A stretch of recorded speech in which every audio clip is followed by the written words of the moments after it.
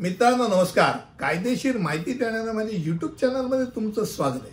आजचा विषय creamy layer आणि नॉन क्रीमी लेअर या दोन मधला अर्थ काय आणि नॉन क्रीमी लेअर प्रमाणपत्र करता कोणती दस्तऐवज म्हणजे कागदपत्र आवश्यक आहे. सर्वप्रथम क्रीमी लेअर म्हणजे काय हे जाणून घ्या. क्रीमी लेअर हा भारतीय राजकारणात सामाजिक तसेच आर्थिक आणि शैक्षणिक दृष्ट्या अत्यंत प्रगत असलेल्या मागास वर्गातील काही सदस्यांकरता वापरला जाणारा शब्द आहे. म्हणजे क्रीमी लेअर हा त्या विशिष्ट मागास वर्गाचा फॉरवर्ड विभाग बनतो. इतर कोणतेही फॉरवर्ड क्लास सभासदांप्रमाणेच. त्यामुळे क्रीमी आणि नॉन क्रीमी लेअर ह्या दोघांमधला फरक आपण पहिल्यांदा जाणून घ्या. पहिली गोष्ट म्हणजे पालकांच्या उत्पन्नाचा विचार करता ते क्रीमी किंवा नॉन क्रीमी लेअर मध्ये विभागले जातात. आता जर उत्पन्न 8 लाखापेक्षा जास्त असेल तर ती व्यक्ती क्रीमी लेअरच्या अंतर्गत धरली जाते आणि जर उत्पन्न 8 लाखापेक्षा कमी असेल तर ती व्यक्ती नॉन क्रीमी लेअर अंतर्गत येते.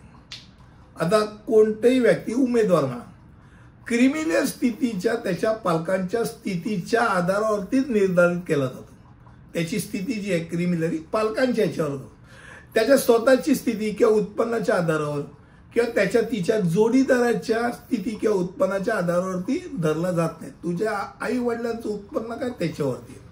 ओबीसी प्रवर्गातील उमेदवारांसाठी शासनाने निश्चित केलेल्या रिक्त पदांच्या संदर्भात आरक्षण केलं जातं आणि क्रीमी लेअरच्या ओबीसी उमेदवारांना कोणतेही आरक्षण शिथिलता मान्य नाही. ते रेग्युलर मध्ये धरले जातात. ते क्रीमी लेअर आहे. क्रीमी लेअर स्थितीसाठी वार्षिक उत्पन्न मोजण्यासाठी पगार आणि शेती उत्पन्न हे उत्पन्न म्हणून ग्राह्य धरलं जात नाही. हे डोक्यात राहू दे. मी काय कमवतो ते नाही. आई वडिलांचं उत्पन्न काय ते. जर तुमचे पालक थेट गट ए किंवा गट बी म्हणून अधिकारी म्हणून नियुक्त असतील आणि उत्पन्न मर्यादा त्यामुळे त्याचं अधिक असेल तर तुम्ही लपू शकत नाही की तुम्ही क्रीमी लेअर मध्ये. आता नॉन क्रीमी लेअर समजा मी आहे तर मला कोणते कागदपत्राची गरज आहे. तर पहिली गोष्ट म्हणजे ओळखीचा पुरावा. मतदार ओळखपत्र असेल, पासपोर्ट असेल, वाहन चालक प्रमाणपत्र असेल, आधार कार्ड असेल, शासनाने जारी केलेलं ओळखपत्र. म्हणजे त्यात संस्था, पॅन कार्ड, मनरेगा सगळं. त्यानंतर पत्त्याचा पुरावा. सेम पत्त्याचा पुरावामध्ये मतदाराचं ओळखपत्र आलं, पासपोर्ट, चालक परवाना, रेशन कार्ड, टेलिफोन बिल, आधार, वीज बिल सगळं आलं. स्वतःच्या जातीचा पुरावा. 3 स्वतःच्या जातीचा पुरावा. मग त्यात शाळा सोडल्याचा दाखला की ज्यात जातीचा उल्लेख पाहिजे, शाळेने दिलेलं बोनाफाईड प्रमाणपत्र ज्यात जातीचा उल्लेख पाहिजे, जात प्रमाणपत्राची स्वतः साक्षांकित केलेली झेरॉक्स पाहिजे, शिक्षित असेल तर जन्म नोंदणी उतारा तसा पाहिजे, सरपंच, स्थानिक पोलीस, नगरसेवक यांनी दिलेली जात आणि रहिवासी प्रमाणपत्र पाहिजे. त्यानंतर 4 जातीचं प्रतिज्ञापत्र द्यावं लागतं. क्रमांक 5 उत्पन्नाचा पुरावा द्यावा लागतो. तर उत्पन्नाचा पुरावा म्हणजे मागील 3 वर्षाचे प्राप्तिकर विवरण. अर्जदार पगारदार किंवा स्वयंरोजगार असल्यास किंवा व्यावसायिक असल्यास तहसीलदाराकडून 3 वर्षाचे उत्पन्नाचं प्रमाणपत्र.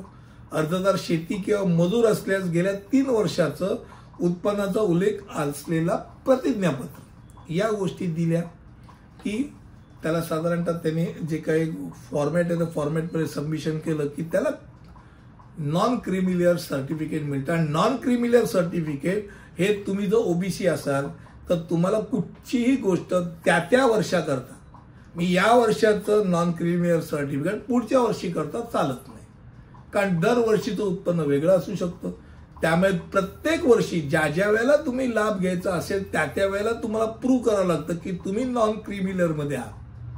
ही अट दुर्दैवाने फक्त ओबीसी करता, बाकी कुठच्याही जे फायदे घेतात त्यांच्याकरता नाही. Schedule caste, schedule tribe, non NT यांच्याकरता नाही, पण ओबीसी करता 100%. हे डोक्यात राहू द्या. आज मला वाटतं क्रीमी लेअर आणि नॉन क्रीमी लेअर ह्या प्रमाणपत्रातला फरक, यांच्यातला फरक आणि नॉन क्रीमी लेअर करता कोणती कागदपत्र लागतात याबद्दल माहिती दिली. पुढच्या व्हिडिओमध्ये असंच काहीतरी घेऊन येईल. इथपर्यंत इथेच थांबतो. धन्यवाद.